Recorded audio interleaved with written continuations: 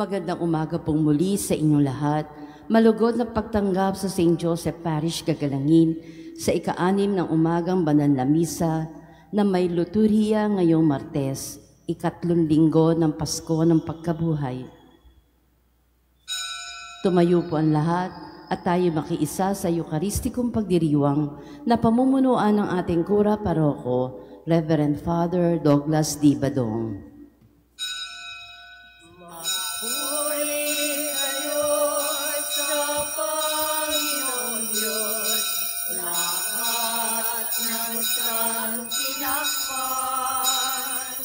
Magsiawit kayo at siya'y ipagdangal magpakailanman.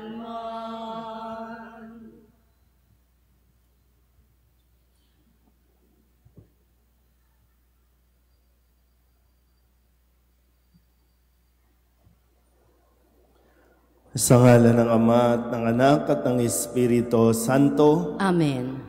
Ang pagpapala ng ating Panginoong Hesukristo, ang pag-ibig ng Diyos Ama, at ang makikipagkaisa ng Espiritu Santo naway sumainyong lahat. At sumainyo rin. Mga kapatid, aminin natin ang ating mga kasalanan upang tayo'y maging marapat gumanap sa banal na pagdiriwang.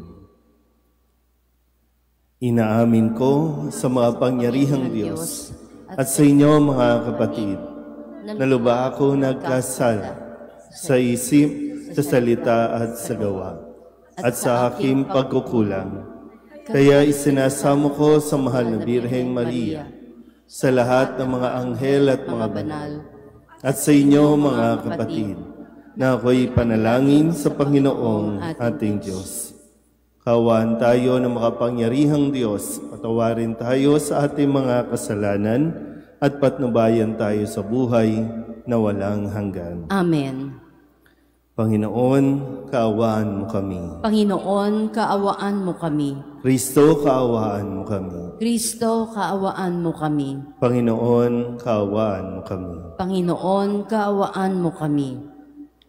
Manalangin tayo. Ama naming makapangyarihan, sa iyong mga isinilang sa tubig at Espiritu Santo, ang pinto ng langit ay binuksan mo. Dagdagan mo pa ang buhay na iyong bigay sa amin, upang sa mga dinalisay mo sa pagkamasuwayin ay hindi mahadlangang kamtin ang iyong paggiliw sa pamamagitan ni Jesucristo, kasama ng Espiritu Santo, magpasawalang hanggan. Amen.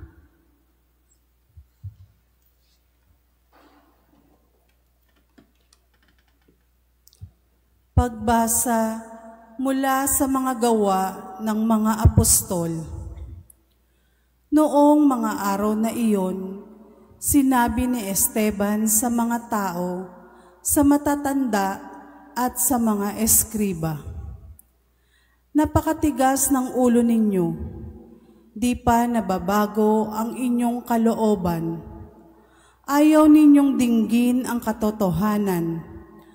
Kung ano ang ginawa ng inyong mga magulang, iyon din ang ginawa ninyo. Lumalaban kayong lagi sa Espiritu Santo. Sinong propeta ang hindi pinag-usig ng inyong mga ninuno? Pinatay nila ang mga humula sa pagparito ng matuwid na inyo namang ipinagkanulo at ipinapatay. Tumanggap kayo ng kautusang ibinigay ng Diyos sa pamamagitan ng mga anghel, ngunit hindi ninyo tinatalima iyon. Nang marinig ito ng mga bumubuo ng Sanhedrin, sila'y naggalit dahil sa matinding galit kay Esteban. Ngunit si Esteban, na puspos ng Espiritu Santo, ay tumingin sa langit at nakita ang maningning na liwanag sa paligid ng Diyos, at si Jesus na nasa kanyang kanan. Bukas ang kalangitan, sabi niya, at nakikita ko ang anak ng tao na nasa kanan ng Diyos. Tinakpan nila ang kanilang tenga at nagsigawan, Pagkatapos, sabay-sabay silang dumaluhong sa kanya. Kinaladkad nila si Esteban hanggang sa labas ng lungsod upang batuhin. Hinubad ng mga saksi ang kanilang mga kasuotan at iniwan sa isang binatang nagngangalang Saulo. At pinagbabato nila si Esteban na nananalangin naman ng ganito: Panginoong Hesus, tanggapin mo ang aking espiritu. Lumuhod si Esteban at sumigaw ng malakas, Panginoon, huwag mo na po silang panagutin sa kasalanang ito. At pagkasabi nito, siya'y namatay. Kasang-ayon si Saulo sa pagkapatay kay Esteban. Ang salita ng Diyos. Salamat sa Diyos. Poon sa mga kamay mo, habilin ko ang buhay ko. Poon sa mga kamay mo, habilin ko ang buhay ko. Tanging kublihan ko, ako ay ingatan. Tagapagtanggol ko at aking kaligtasan. Tagapagtanggol ko at aking kanlungan. Ayon sa sabi mo, ako'y patnubayan. Poon sa mga kamay mo, habilin ko ang buhay ko. Sa mga kamay mo, habilin ko'y buhay ko. Tagapagligtas kong tapat at totoo. Ikaw, poon, aking pinananaligan. Magbubunyi ako, magsasayang tunay, sa iyong pag-ibig na walang katapusan. Poon sa mga kamay mo, habilin ko ang buhay ko. Itong iyong lingkod, sana ay lingapin. Ingatan mo ako't iyong pagpalain. Iligtas mo ako at iyong sagipin. Tanda ng pag-ibig na di nagmamaliw. Iyong kinalinga at iningatan mo laban sa adhika ng masamang tao. Poon sa mga kamay mo, habilin ko ang buhay ko. Magsitayo na po ang lahat.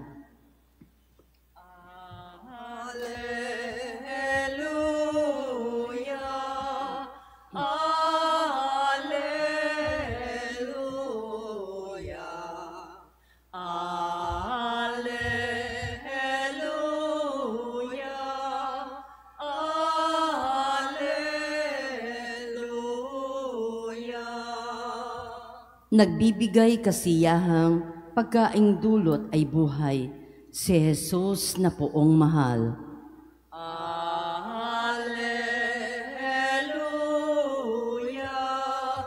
Alleluia,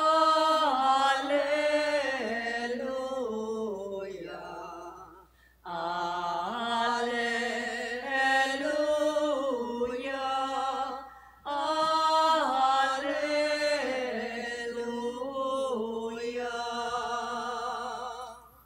Sumainyo ang Panginoon. At sumainyo rin. Ang mabuting balita ng Panginoon ayon kay San Juan. Papuri sa iyo, Panginoon.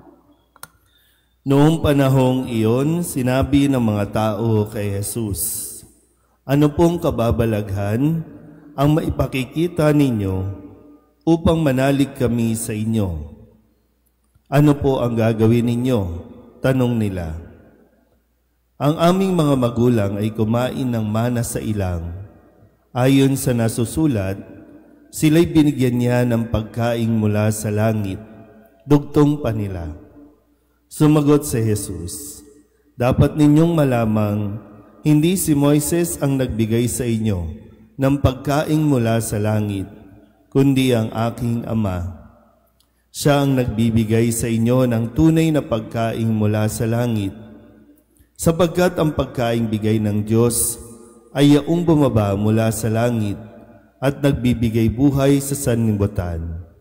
Ginoo, wika nila, bigyan po ninyo kaming lagi ng pagkaing iyon. Ako ang pagkaing nagbibigay buhay, sabi ni Jesus.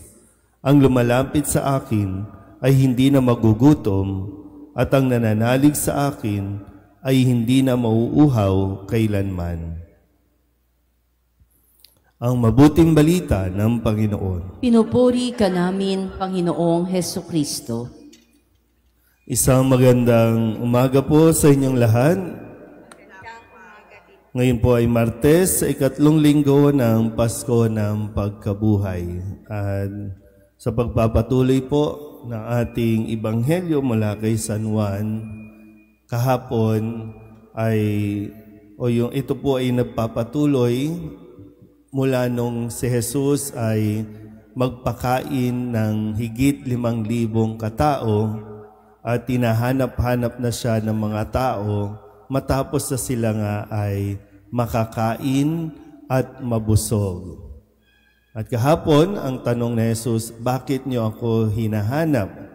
Dahil ba nakakain kayo ng tinapay? At ngayon, sa pagpapatuloy, tinatanong na siya ng mga tao na magpakita pa siya, anong kababalaghan ang iyong ipapakita upang manalig kami sa iyo? Parang ang bilis makalimutan ng mga pangyayari na sa pamamagitan lamang ng 5 tinapay at pirasong isda ay napakain ng higit 5,000 katao. At ngayon, naghahanap na naman sila ng palatandaan.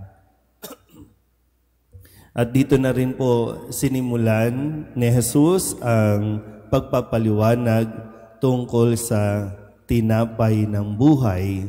At maririnig nyo na ito araw-araw sa mga susunod pa tungkol sa tinapay na bumaba sa langit. At ipinapaunawa ni Jesus na siya ang tinapay na bumaba sa langit. At ang sino man, sabi dito, ang sino mang lumalapit sa Kanya ay hindi na magugutom at hindi na mauuhaw kahit kailan. Ang lumalapit sa Kanya, at kung lumalapit, siyempre nandyan na yung nananalig tayo sa Diyos. Nananalig tayo kay Jesus. So, ang isang taong nananalig at lumalapit kay Jesus, nakakatagpo ng tinatawag nating yung pagiging kontento. I'm sure lahat tayo gusto natin makaranas ng contentment sa buhay. Yung bang masasabi mo ba sa sarili mo, okay na ako? O sige pa rin ang sige. Dahil marami pa rin sa atin ang gutom na gutom, uhaw na uhaw sa napakaraming bagay sa mundong ito. Marami ang gutom at uhaw sa kapangyarihan, kaya nga sinisikap nila, ginagawa nila ang lahat para lamang makamtan itong posisyon na ito dahil inaakala nilang ito ang makapapawi ng kanilang pagkagutom, makapapawi ng kanilang pagkauhaw.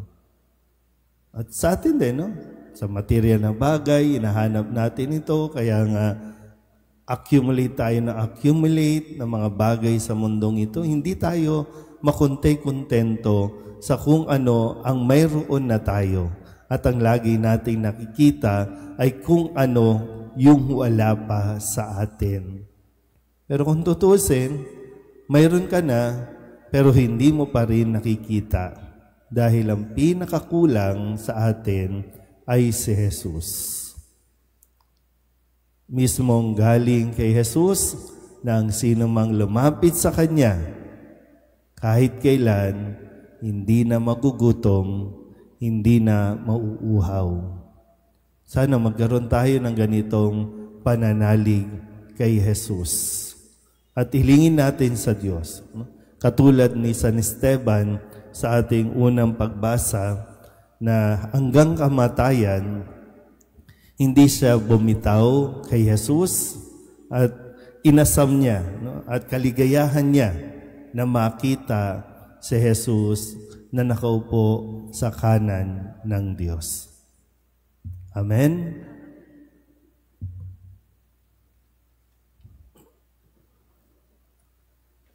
Inaanyayahan tayo na umasa kay Jesus upang makamit ang kasiyahang maibibigay lamang ng ipinangakong langit. Ang ating pong itutugon, Panginoon, dinggin mo ang aming panalangin. Panginoon, dinggin mo ang aming panalangin. Ang simbahan naway magsikap na maihatid ang pag-ibig ni Jesus sa lahat ng taong nagugutom sa tinapay ng buhay. Manalangin tayo sa Panginoon. Panginoon, dinggin mo ang aming panalangin. Atin nawang maunawaan na ang presensya ni Kristo sa Eucharistia ay isang palagiang pagtawag sa atin upang ibahagi ang ating buhay sa lahat ng ating nakakadaupang palad. Manalangin tayo sa Panginoon. Panginoon, dinggin mo ang aming panalangin. Ang mga nagtitiis ng gutom at pagkauhaw, naway matugunan ni Jesus na siyang ating tinapay. Manalangin tayo sa Panginoon. Panginoon, dinggin mo ang aming panalangin. Ang mga may sakit, naway makakuha ng lakas sa pagtanggap sa Eucharistia. Manalangin tayo sa Panginoon. Panginoon, dinggin mo ang aming panalangin. Ang mga pinalalakas ng Eucharistia sa buhay na ito, naway muling buhayin sa huling araw. Manalangin tayo sa Panginoon. Panginoon, dinggin mo ang aming panalangin. Idulog din natin sa Panginoon ang ating mga personal na kahilingan at mga panalangin para sa ating mga pamilya, kasama din ang mga kahilingan ng mga nanonood sa online. Lahat ng mga misang pasasalamat, special na intensyon, agarang paggaling ng mga may sakit, at ang lahat ng mga kaluluwa na inihiling na ipagdasal sa misang ito.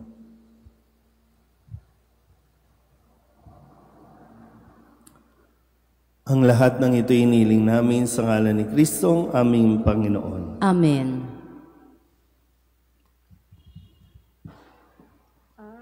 Aming dalangin, iyong pagpapala sa iyong hapag, aming inihanda ang alak na ito na nagbibigay lakas.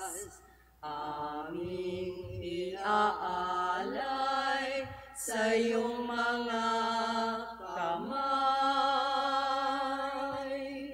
Pinupuri ka namin, aming Ama, nang dalisay mong pag-ibig ay aming madama.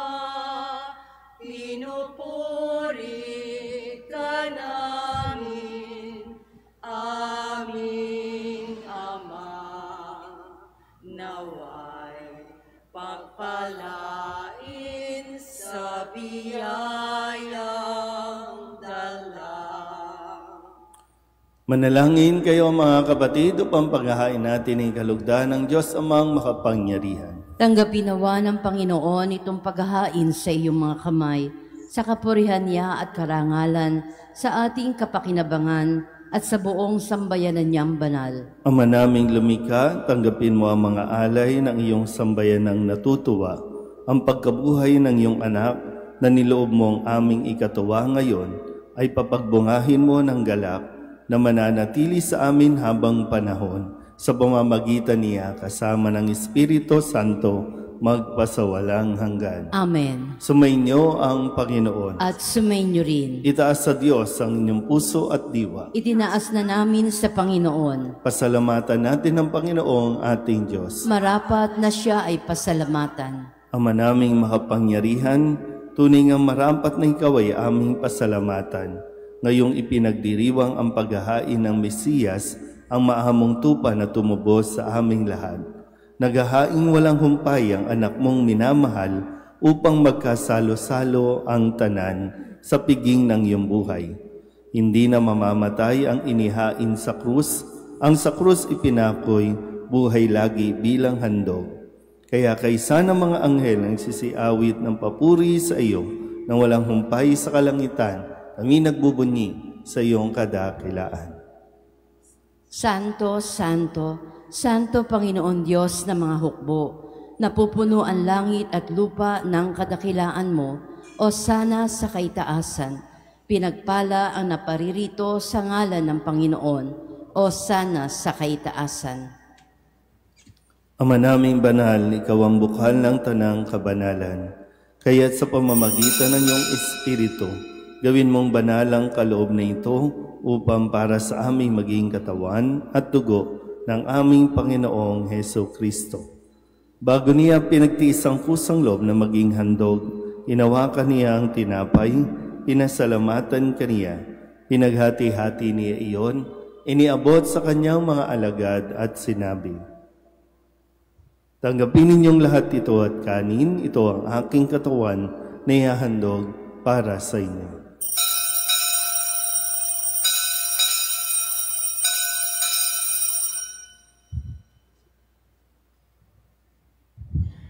Gayun din naman nang matapos ang hapunan, hinawakan niya ang kalis, muli kaniyang pinasalamatan. Iniabot niya ang kalis sa kanyang mga alagad at sinabi, "Tanggapin ninyong lahat ito at inumin. Ito ang kalis ng aking dugo, ng bago at walang hanggang tipan. Ang aking dugo na ibubuhos para sa inyo at para sa lahat sa ikapagpapatawad ng mga kasalanan. Gawin ninyo ito sa pag-alaala sa akin."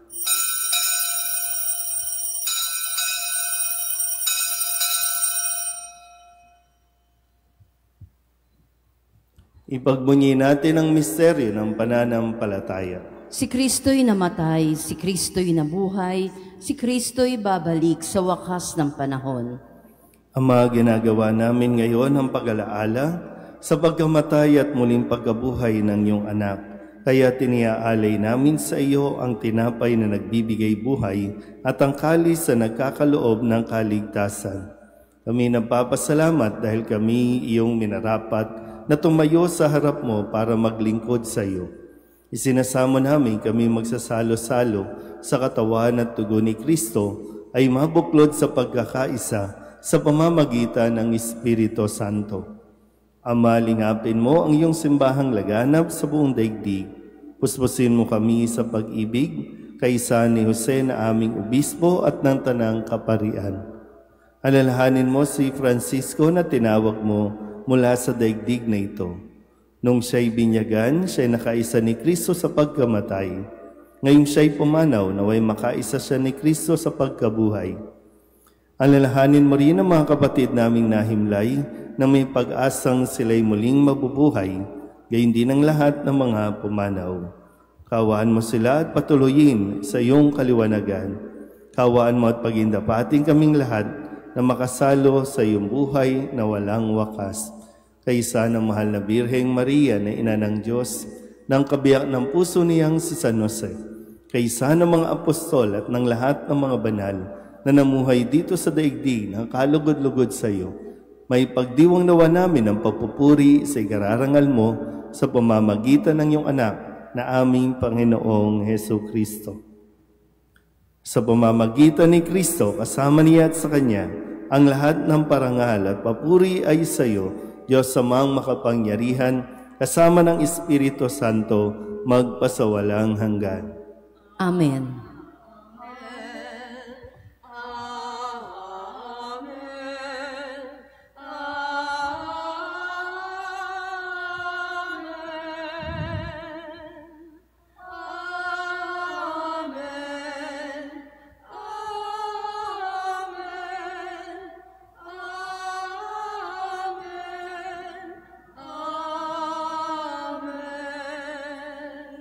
Sa tagubili ng mga nakagagaling na utos at turo ni Jesus sa Panginoon natin at Diyos, ipahayag natin ng lakas loob. Ama namin, sumasalangit ka, sambahin ang ngalan mo, mapasa amin ang kaharian mo, sundin ang loob mo dito sa lupa para nang sa langit. Bigyan mo kami ngayon ng aming kakanin sa araw-araw at patawarin mo kami sa aming mga sala, para ng pagpapatawad namin sa nagkakasala sa amin. At huwag mo kaming ipahintulot sa tukso, at iadya mo kami sa lahat ng masama. Hinihiling namin kami iadya sa lahat ng masama, pagkalooban ng kapayapaan araw-araw, iligtas sa kasalanan, at ilayo sa lahat ng kapahamakan, samantalang aming pinananabikan ang dakilang araw ng pagpapahayag ng tagapagligtas naming sa Jesucristo. Sapagkat iyo ang kaharian at ang kapangyarihan at ang kapurihan magpakailanman. Amen. Panginoong Jesucristo, sinabi mo sa iyong mga apostol, kapayapaan ang iniiwan ko sa inyo, ang aking kapayapaan ang binibigay ko sa inyo. Tunghayan mo ang aming pananampalataya at huwag ang aming mga pagkakasala. Pagkalooban mo kami na kapayapaan at pagkakaisa ayon sa iyong kalooban, kasama ng Espiritu Santo, magpasawalang hanggan. Amen. Ang kapayapaan ng Panginoon ay laging sumainyo. At sumainyo rin. Mabigayan po tayo ng kapayapaan sa isa't isa.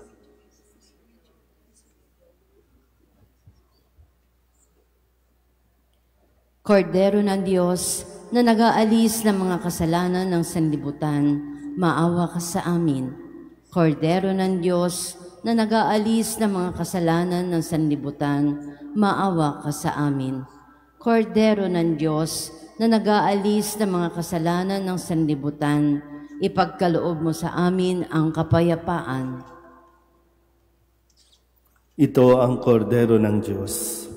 Ito ang nag-aalis ng kasalanan ng sanlibutan. Mapalad ang mga inaanyayahan sa kanyang piging. Panginoon, hindi ako karapat-dapat na magpatuloy sa iyo, ngunit sa isang salita mo lamang ay gagaling na ako.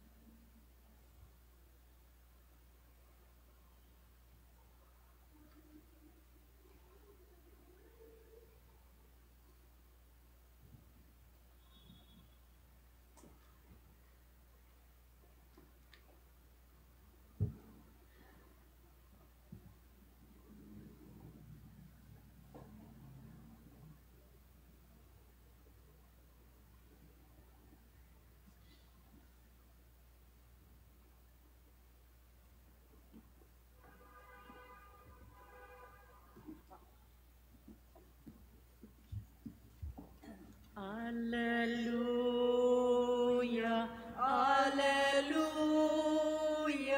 alleluia. Nagtagumpay sa kadiliman,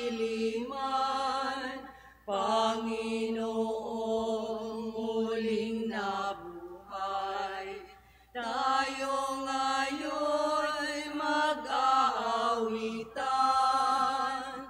Alleluia, alleluia, alleluia, alleluia. Mga araw ng kalungkutan, pinawi na ng poong mahal. Magalak tayo't mag-awitan. Alleluia,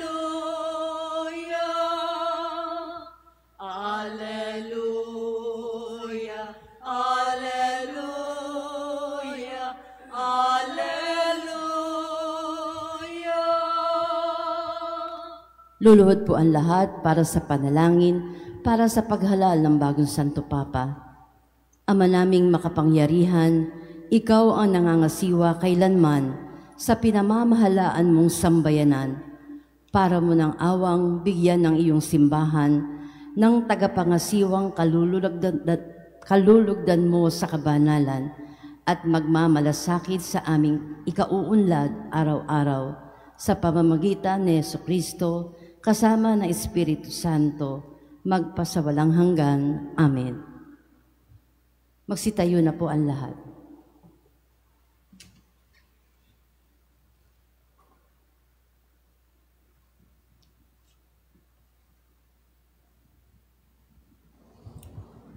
Manalangin tayo.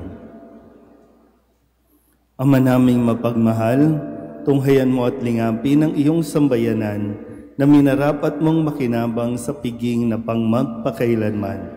Ipagkaloob mong kami maluwalhating makarating sa pagkabuhay na magtatampok sa amin sa iyong piling sa pamamagitan ni Jesucristo kasama ng Espiritu Santo magpasawalang hanggan. Amen. Sumainyo ang Panginoon. At sumainyo rin. At pagpalain kayo ng makapangyarihang Diyos, Ama at Anak, at Espiritu Santo. Amen. Tapos ang banal na misa, humayo tayo sa kapayapaan ni Kristo. Salamat sa Diyos. Maglakwag ng lumuha, hinango ang tao sa sala. Kristo Jesus, tunay kang hari, kami sa'yo'y nagpupuri sa krus. Ika'y namatay